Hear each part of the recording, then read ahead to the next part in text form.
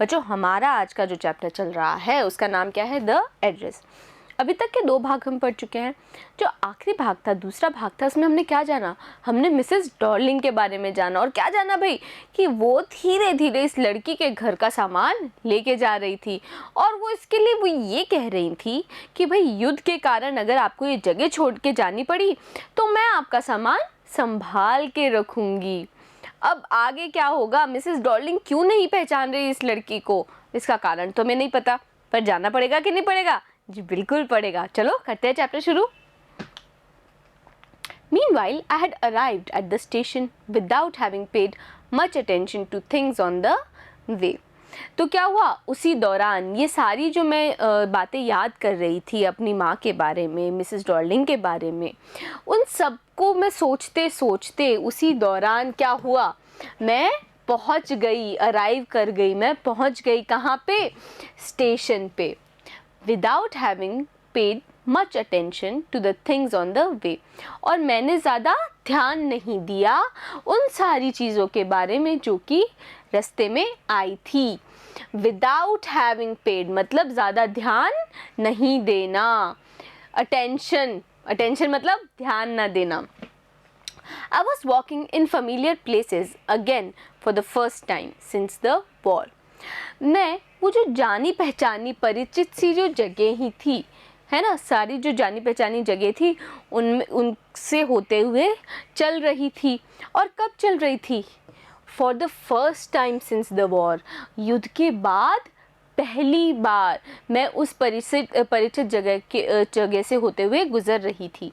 But I did not want to go further than was necessary, लेकिन ज़रूरत से ज़्यादा, नेसेसरी मतलब ज़रूरत, जितनी ज़रूरत थी उससे आगे मैं नहीं जाना चाहती थी।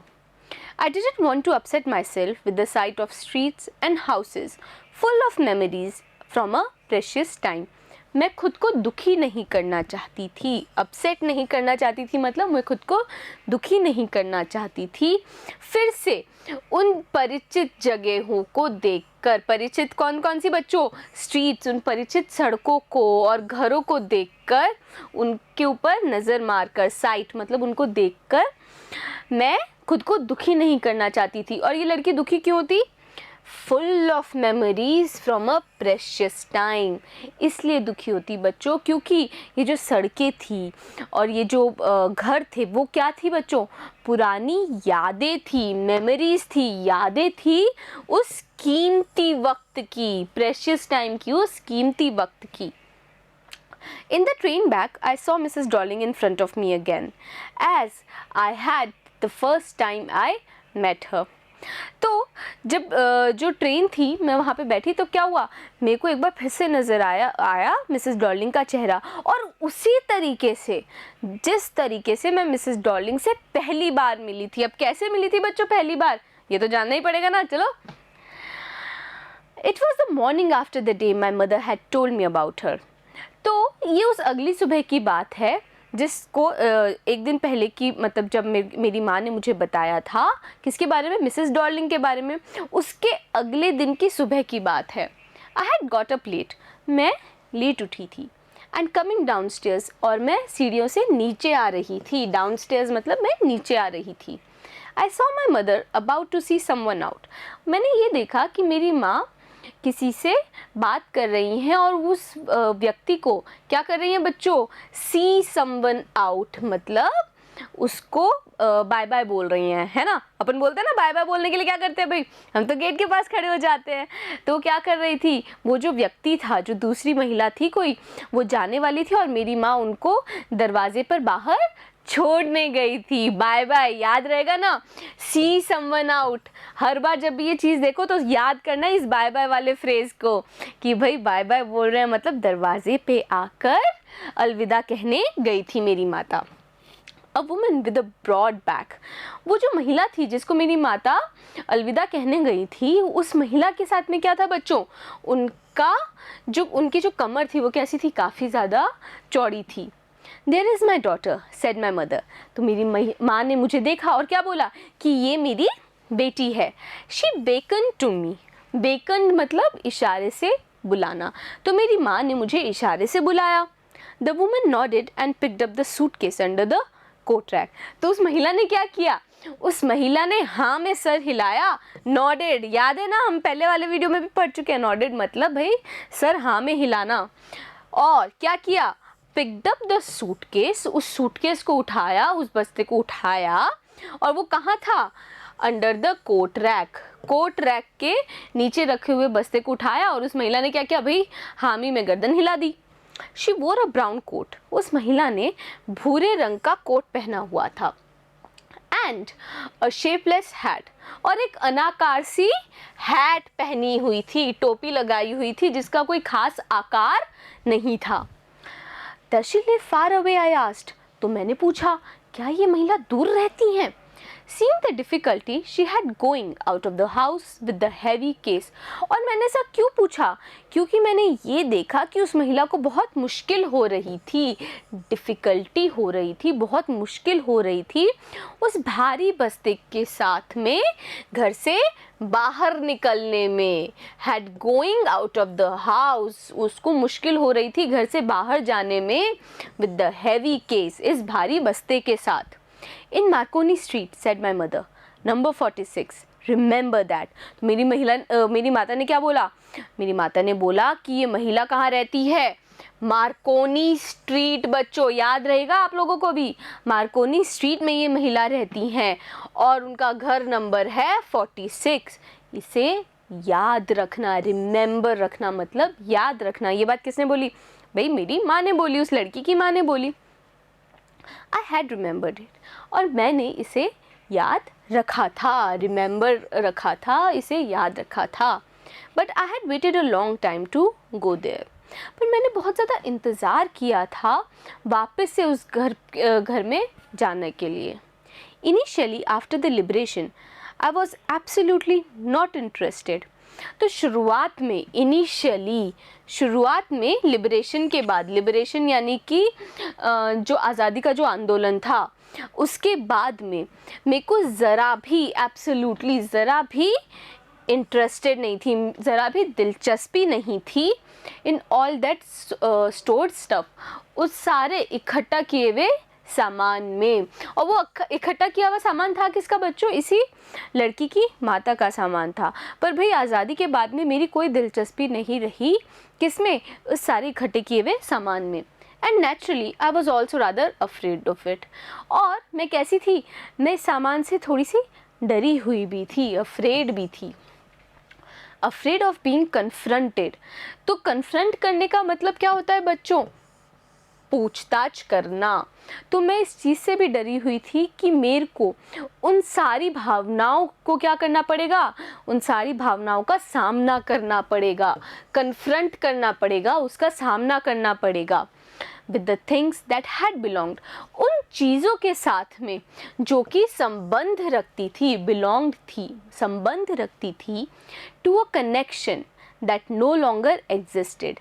ये सारा सामान एक ऐसे कनेक्शन के साथ में, एक ऐसे संबंध के साथ में बच्चों, यहाँ पे ऐसे संबंध के साथ में क्या था भाई, बिलोंग करता था, मिल्कियत रखता था, और वो संबंध ऐसा था जो कि अब एग्जिस्ट ही नहीं करता, जो कि अब अस्तित्व में ही नहीं है। तो यहाँ तक, अभी तक के इस पैराग्राफ में, इस लाइन तक हमने क्या जाना कि जो लड़की है वो बहुत ज़्यादा डरी हुई है। क्यों, उन भावनाओं का सामना करने के लिए, उन चीज़ों का सामना करने के लिए जो कि जुड़ी हुई थी एक खास संबंध के साथ में, और वो संबंध अब अस्तित्व में नहीं था। which were hidden away in cupboards and boxes and waiting in vain. वो जो सारा सामान था वो छुपाया हुआ था, hidden away था मतलब वो छुपाया हुआ था कबर्ड्स में। कबर्ड्स यानी कि जो हमारी अलमारियाँ होती हैं वो, तो अलमारियों में और बॉक्सेस में छुपाया हुआ था, और वो सामान वेट कर रहा था व्यर्थ में।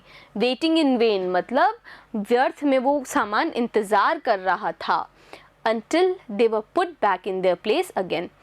और वो इंतज़ार किस बात कर रहा था बच्चों, इस बात का कि वो सारा सामान फिर से अपने पहले वाली जगह पर रखा जाएगा, which had endured all these years because they were things. और ये सारा सामान अभी तक टिका रहा, एंड्योर्ड रहा, मतलब टिका रहा इतने सालों के बावजूद। क्यों? क्योंकि वो तो केवल सामान था, सिर्फ चीज़ें थी, थिंग्स थी, इसी कारण से वो सारा सामान टिका रहा।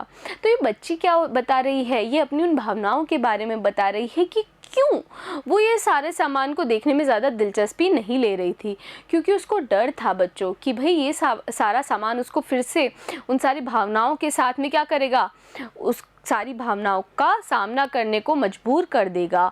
क्यों? क्योंकि ये सारा सामान उस व्यक्ति से संबंधित है जो कि अब अस्तित्व में नहीं है, यानी कि बच्चों इस लड़की की माँ। यानी अब हम क्या समझे इस कहानी से? हम ये समझे कि इस लड़की की माँ का क्या हो चुका है बच्चों, देहांत हो चुका है, और इसीलिए ये लड़की ज़्यादा दिलचस्पी नहीं ले रही। अब आगे क्या होगा देखें। But gradually everything become more normal again. लेकिन धीरे धीरे, ग्रेजुअली मतलब धीरे धीरे सब कुछ फिर से पहले जैसा हो गया, नॉर्मल हो गया, मतलब पहले जैसा हो गया। Bread was getting to be lighter colour. जो ब्रेड थी वो भी क्या हो रही थी, थोड़ी सी हल्के रंग की हो रही थी। There was a bed you could sleep in unthreatened. एक बिस्तर भी था जिसमें आप बिना किसी डर के, बिना किसी संकट के सो सकते थे। अनथ्रेटन्ड मतलब बिना किसी संकट के या फिर डर के। A room with a view you were most used to glancing at each day.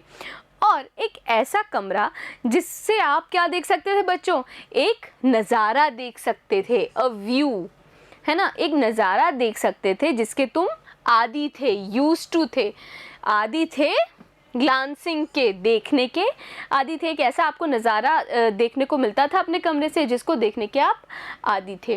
अब इस बात का क्या औचित्य है ये बताइए, आपको क्या समझ में आया? हमें ये समझ में आया कि युद्ध का जो काल था वो बहुत ज़्यादा भयावह था। तो ये जो लड़की है ये अपने बिस्तर पे भी क्या होता था, बिना डर के नहीं सो पाती थी। लेकिन अब समय बदल गया था, चीज़ें पहले जैसी हो रही थी। इसी कारण से अब क्या था भाई, जो ब्रेड मिलती थी खाने के लिए वो भी थोड़े हल्के रंग की होने लग गई थी, जली हुई नहीं थी, कुछ नहीं था, कोई दिक्कत नहीं थी उसमें। जो बिस्तर था उसमें भी अब वो बिना डर के आराम से सो सकती थी। और जो कमरे में वो लड़की रहती थी उससे एक देखने लायक नज़ारा दिखाई देता था। And one day I noticed I was curious about all the possessions that must still be at the address. और एक दिन मैंने ध्यान दिया, नोटिस किया, मैंने ध्यान दिया इस बात पे कि मैं बहुत ज़्यादा क्यूरियस थी, मैं बहुत ज़्यादा उत्सुक थी उन सारी चीज़ों को, पोजेशंस को, मतलब वो सारी चीज़ें, वो सारी संपत्ति को देखने के लिए जो कि उस पते पर मौजूद थी। कौन सा पता बच्चों, याद है कि नहीं याद? Marconi street number 46। I wanted to see them, touch, remember. मैं इन सारी चीज़ों को देखना चाहती थी, छूना चाहती थी, टच करना चाहती थी और याद करना चाहती थी। तो इस बच्ची ने ये बताया इस कहानी के इस जो हम पैराग्राफ जो हमने पढ़ा, इस पार्ट में हमने ये समझा, ये बच्ची अपनी यादें बता रही है कि जो युद्ध का समय था इसके लिए कितना ज़्यादा मुश्किल था, कितने सारे चैलेंजेस थे, चुनौतियां थी जिसका इस लड़की ने सामना किया, इसके परिवार ने सामना किया।